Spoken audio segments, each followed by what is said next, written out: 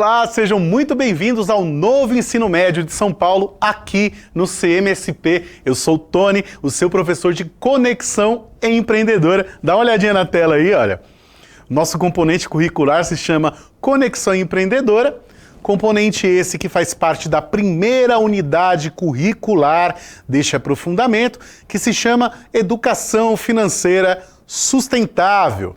Educação Financeira Sustentável é a unidade número 1 do aprofundamento chamado Matemática Conectada. A gente já aprendeu sobre o novo ensino médio, já fizemos uma introdução a respeito disso, já falamos que são 10 aprofundamentos, cada um desses aprofundamentos ele é fracionado, ele é apresentado através de 6 unidades curriculares, em que 2 serão apresentadas agora no segundo ano do ensino médio e as próximas 4 serão apresentadas no terceiro ano do ensino médio, 2023.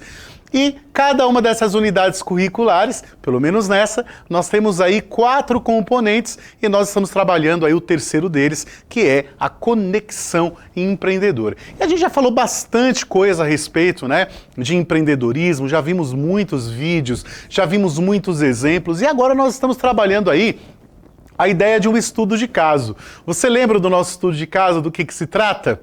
Se trata aí do empreendimento chamado Sucesso é Aqui do Marcos, né? Você lembra que o Marcos estava morando lá no exterior, em 2005 ele teve a ideia de abrir o seu empreendimento, que era uma loja de móveis, né? E ele deu alguns passos errados, apesar de ele ter algumas qualidades bacanas, né? Para um bom empreendedor, ele acabou cometendo alguns erros, né? E dessa forma, a sua empresa foi à bancarrota, ela foi à falência, né? A empresa acabou fechando e ele acabou negociando as dívidas aí. E na última aula que nós tivemos, nós falamos um pouquinho sobre o Marcos, um pouquinho não, né? Na verdade, nós estávamos aqui falando com a professora Mara Valéria, que é uma empreendedora, professora de Educação Física, que também está cursando jornalismo como projeto de vida dela. E nós discutindo a respeito do Marcos, a gente chegou a algumas conclusões relacionadas a ele. Primeiro, que ele é um cara motivado. Segundo, ele é um cara que no começo ele estava realizado por estar voltando para o Brasil e estar montando o seu empreendimento. Mas a gente percebeu alguns defeitos aí, né, no Marcos, né? Não vamos dizer defeito, algumas fraquezas, vamos dizer assim, né? A gente viu que ele tinha alguns problemas de cognição, ou seja, ele não estava aberto a novos conhecimentos, inclusive esse foi o problema dele em relação principalmente a preenchimento de notas fiscais.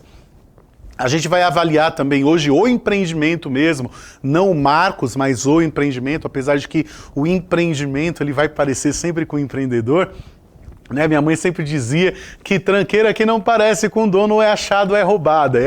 Com empreendimento é a mesma coisa. O empreendimento ele vai parecer com você. A gente viu alguns vídeos aí de algumas empreendedoras falando justamente sobre isso, né? Que a marca, o produto, ele é uma imagem, né? E ele é a imagem do empreendedor também. Ele tem que conjuminar tudo, né? Tem que parecer com aquela pessoa. E para parecer com aquela pessoa, a pessoa tem que estar realizada com esse empreendimento também. Então tem que fazer sentido para ela. Então, a gente percebeu aí que o Marcos cometeu algumas falhas. Mas, antes da gente começar a falar novamente sobre esse estudo de caso, vamos retomar, gente, preste bastante atenção, que nós estamos sempre retomando todas as definições que nós trabalhamos até aqui, porque a nossa intenção aqui é mostrar o nosso quadro empreendedor, né?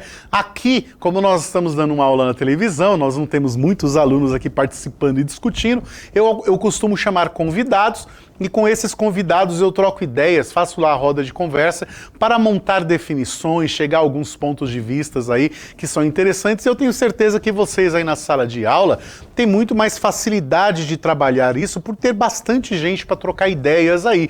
E o intuito é justamente esse, que vocês troquem ideias e que vocês não se apeguem somente às definições que eu apresento, não somente aos pontos de vista que são apresentados nessa aula, porque na verdade essa aula ela serve como uma provocação, tá certo? Então é importante que você também tenha seus pontos de vista e que todos esses pontos de vista você anote no seu diário de bordo, que é muito importante porque o seu diário de bordo vai te auxiliar na sua autoavaliação. O que seria essa autoavaliação? é um olhar para você mesmo, enxergar aonde você começou esse componente e até onde que você chegou até aqui, o que você já aprendeu, se você já notou crescimento, né, em você a partir de todos os conhecimentos que foram propostos para vocês aí. Tá certo? Bom, vamos retomar alguns detalhezinhos, né? Lembrando aí na tela de vocês, olha o que está escrito. O que é o empreendedorismo? A gente já leu diversas vezes, né, essa definição e vai continuar sendo lido até o final desse componente, tá? Para a gente nunca esquecer aí do que se trata o empreendedorismo, tá bom? Então, o empreendedorismo é a capacidade que uma pessoa tem de identificar problemas e oportunidades, desenvolver soluções e investir recursos na criação de algo positivo para a sociedade. Quando a gente fala algo positivo para a sociedade, aí você está incluído aí também. Lembrando que nós temos 3 tipos de empreendedorismo. O empreendedorismo clássico, nós temos aí o empreendimento social e nós temos também o serviço social, cada um deles com as suas características. Aula essa que foi apresentada para vocês na primeira aula de desenvolvimento a respeito da atividade 1. E o empreendedor? O empreendedor é a pessoa que sabe colocar tudo isso em prática, né? Ou seja, ele tem a capacidade de identificar problemas, desenvolver soluções e investir recursos na criação de algo positivo na sociedade. Muito bem. Exemplos de empreendedores de sucesso não faltam. Sua postura é focada na paixão por ter ideias, inovar e gerar riquezas e mudanças no cotidiano das pessoas. Gente, ó, é importante que eu fale para vocês, quando a gente falou aí do empreendedorismo, falando aí que exemplo de empreendedores de sucesso não faltam. Tá? Eu quero tocar nesse assunto porque normalmente quando a gente pensa no empreendedor de sucesso, a gente já pensa naquele empresário que tem uma empresa gigantesca e ele tem um monte de funcionário, ele lança um produto no mercado. E normalmente você pensa num carro, você pensa num computador, numa marca nova de telefone celular, enfim, entre várias outras coisas. Mas a gente também tem vários empreendedores aí em outros meios que talvez você não enxergue como sendo um negócio e precisa começar a enxergar também, principalmente no campo das artes. Na música, aqui no Brasil, nós temos muitos empreendedores de sucesso. Tem uma moça aí que eu gosto muito, assim, sou muito fã dela, não sei nem se eu posso falar o nome dela aqui, mas que ela é uma baita empresária, ela é uma patroa. Olha eu dando a dica de quem que eu tô falando aqui, né? Ela é a patroa. Sim, ela é uma empreendedora de sucesso, sim. Ela fez a lição de casa, ela estudou política, ela conhece o produto dela, ela conhece o público dela, ela tem carisma, certo? Então, a gente percebe todas as características do empreendedor de sucesso nessa empreendedora do mundo da música aí, que você sabe muito bem de quem eu tô falando, né? Eu acho que não precisa nem de apresentações, né? Então é importante que você volte o seu olhar para outros setores também. Não pense somente em comércio, tá bom? Empreendimento, abrir um negócio, não é só fazer comércio. Tem que pensar de uma forma maior, de uma forma que esteja mais ligado com a sua vivência, mais ligado com a sua realidade. Quanto mais fizer sentido para você o seu empreendimento, maior vai ser a chance desse empreendimento fazer sucesso. Então, se liga nessa bolinha amarela aí, porque ela é muito importante, tá certo? Vamos lá, o que mais que nós temos aí?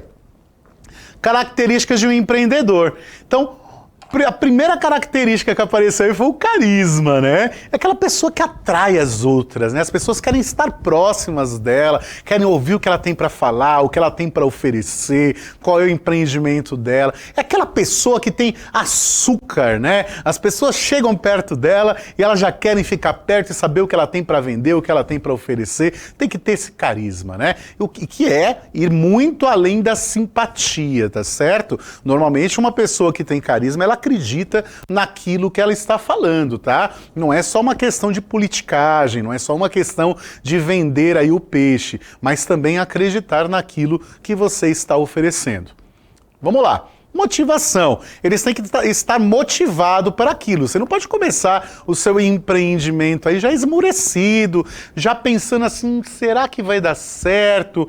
Ou então, puxa, e se não der certo? É claro, né, que você tem que pensar aí nos acasos também, nem sempre o empreendimento ele dá certo, né? Mas é importante que você esteja motivado, que você esteja... E para estar motivado, uma coisa que é importante dizer, né? A motivação não é uma coisa que vem do além, tá? A motivação, ela se dá através do preparo. Então, quanto mais preparado você tiver, mais você tiver conhecimento do seu público e do seu produto, mais motivado você vai ficar. Porque você vai estar sabendo onde você está pisando. Quanto melhor você conhecer o terreno, mais motivado você vai ficar para poder trabalhar. Porque quando a gente percebe que uma coisa não vai dar certo, a gente já tem aquela luzinha acendendo aí, dizendo, puxa, tem alguma coisa faltando aqui, alguma coisa tá errada, alguma coisa está me gerando insegurança, tá certo? Então, estudar o campo, estudar o produto, estudar o público e estudar o local onde vai ficar o empreendimento. Isso é muito, muito,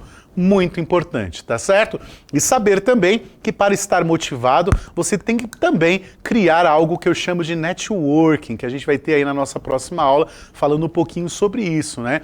É importante que você conheçam pessoas que conhecem também, tá? Então, é sempre importante você criar essa teia, criar essa rede de profissionais aí que podem te auxiliar no seu empreendimento. O que mais que nós temos aí? Realização. A professora Mara Valéria falou que o Marcos ele se sentiu realizado no começo, porque ele estava voltando do exterior, então ele achou que ele poderia aplicar a mesma quantidade de tempo de trabalho no empreendimento dele, quanto ele aplicou no trabalho para um terceiro no exterior. E aí ele viu que não deu tão certo assim, porque ele precisava muito mais do que empolgação. Ele precisava de conhecimento. O que mais que nós temos? Independência. Ora, você tem que saber andar com seus pés, tá certo? É óbvio que você vai precisar de muitos outros profissionais, mas tomar a decisão de chamar esses outros profissionais para contribuir para o seu trabalho também é uma questão de independência, tá? É você que precisa decidir, você precisa tomar essas decisões. E para tomar boas decisões e para ter boa independência, é importante que você estude. Você tem que estudar o meio que você está trabalhando e aquilo que você se prontificou a oferecer para o público. O que mais que nós temos aí? A autoconfiança, é óbvio, tem que confiar em você mesmo, acreditar naquilo que você sabe fazer. Olha, é óbvio que nem todo mundo sabe fazer tudo, tem coisas que a gente não sabe fazer, só que você também não pode se auto-sabotar, né? Fica, puxa, será que eu vou conseguir? Será que vai dar certo? Ó céus, ó dia, ó azar. Não pode, né? Então você precisa confiar em você, tá? Para que você confie mais em você, é muito ligado com essa ideia da motivação também, né? É ter essa autoconfiança, para você ter autoconfiança é você se preparar todo dia, ler muito, estudar muito, pesquisar muito sobre a área, para que você fique cada vez mais confiante naquilo que você vai fazer. Quanto mais você repete um processo, melhor você vai conhecer daquele processo, melhor você vai executar aquilo. Tá certo? O que mais que nós temos aí que é importantíssimo? Que é a cognição, que faltou para o Marcos, né? O Marcos, ele não teve aí, não aplicou, né? Não praticou a cognição. O que é a cognição? É a capacidade de adquirir conhecimento e desenvolver emoções, né? Ele não tinha capacidade de adquirir conhecimento.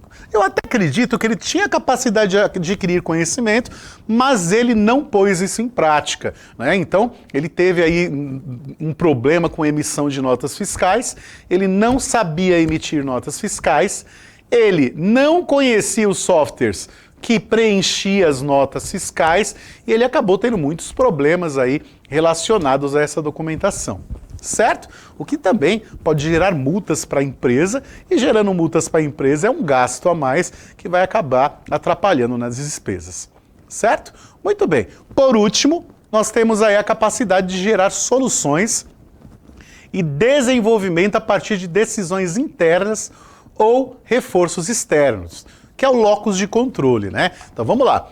Dentro do locus de controle, a gente estudou que existem dois locus de controle, o interno e o externo.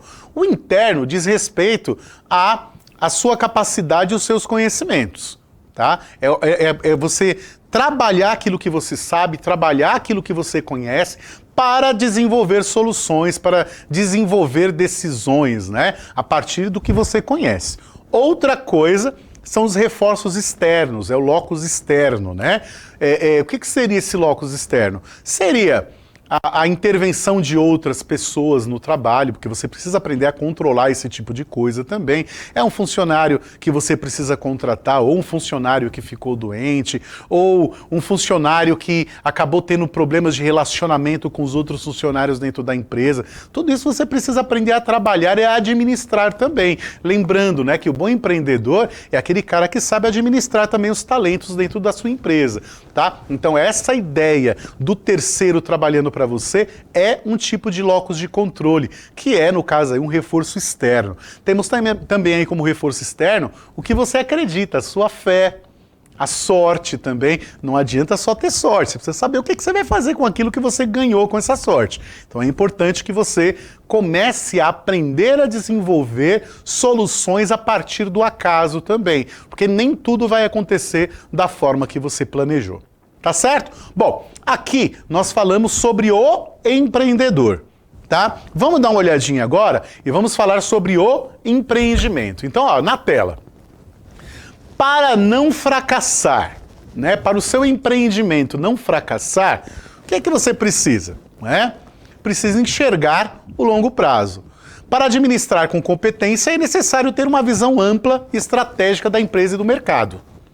Imprevistos acontecem, o desânimo passa e mudanças são sempre necessárias. Porém, é necessário conciliar o planejamento idealizado e as metas e dificuldades de curto prazo, né? Como eu falei, vai existir, né, aquilo que você planejou e vai existir a realidade. Então, nem sempre aquilo que você planejou vai dar certinho até o final. No meio do caminho pode ter uma pedra no meio do caminho.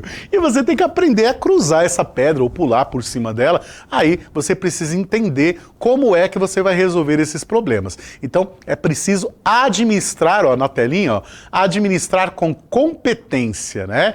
Para administrar com competência é preciso ter uma visão ampla e estratégica da empresa e do mercado. Em outras palavras, é a mesma coisa que eu dizer para você. Levanta a cabeça e olhe em volta. É sempre importante ver o que está acontecendo. Se você tem uma empresa, você precisa entender a respeito de política e a respeito um pouquinho de economia e saber como é que anda a economia do país, do estado, do município, para que você sempre se antecipe e não veja o seu empreendimento falir, como aconteceu com o empreendimento do Marcos.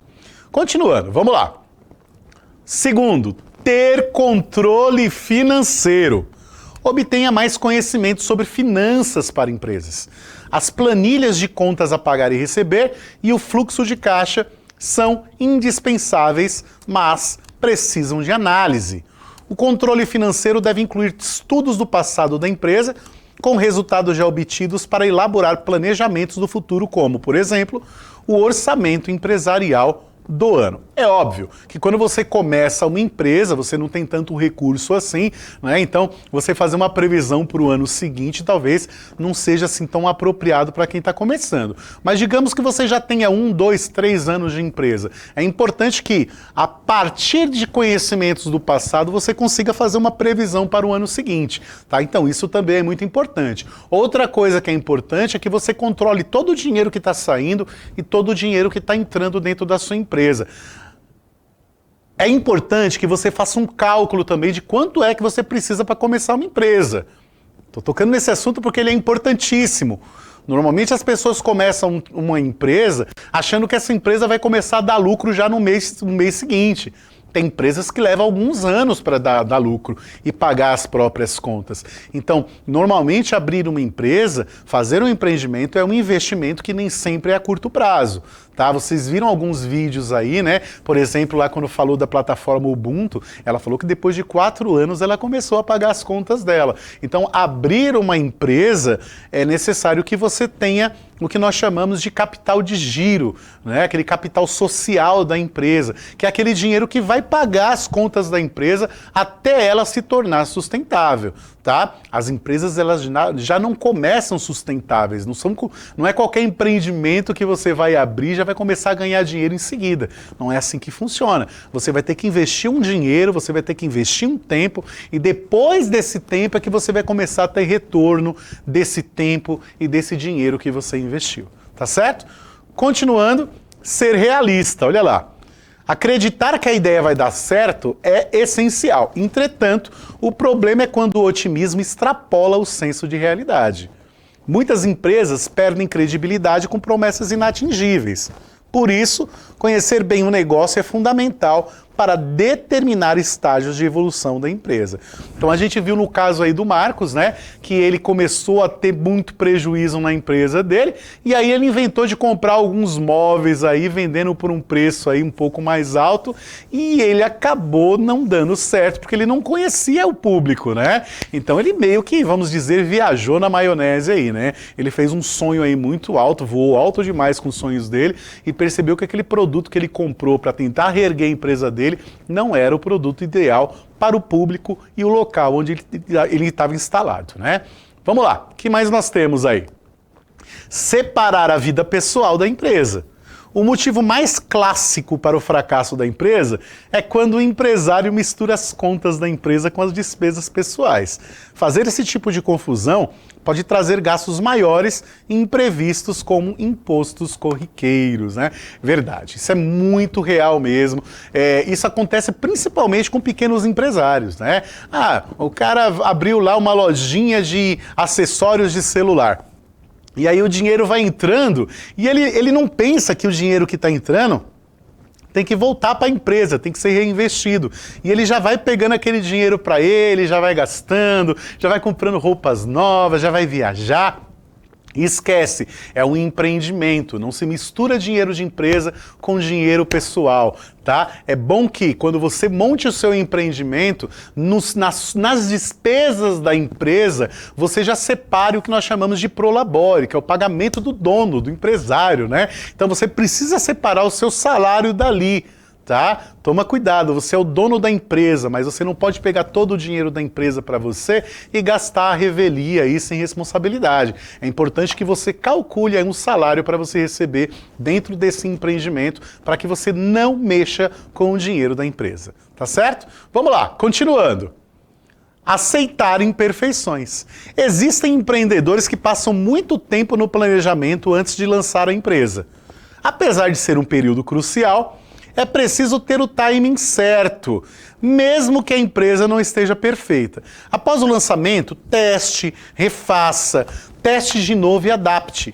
Esteja consciente que o produto, serviço, continua sendo incrementado e aperfeiçoado apenas com o tempo, né? Então, digamos, você abriu uma loja, né? Então você vai fazer muitos testes de produtos dentro dessa loja, ou até mesmo de serviços, né? Lembrando que quando a gente fala de empreendimento, a gente não tem que pensar somente em comércio, nós temos que pensar também em serviços. As empresas que prestam serviço também são empresas que geram muito lucro, mas para que ela funcione, você precisa entender o mercado e ir adaptando esse serviço de uma forma que seja bom para o cliente e seja bom para você, e você não cai aí numa espécie de utopia, criando um serviço que você não vai conseguir oferecer, você vai só sonhar com a ideia, a gente volta lá para a ideia do realismo, né?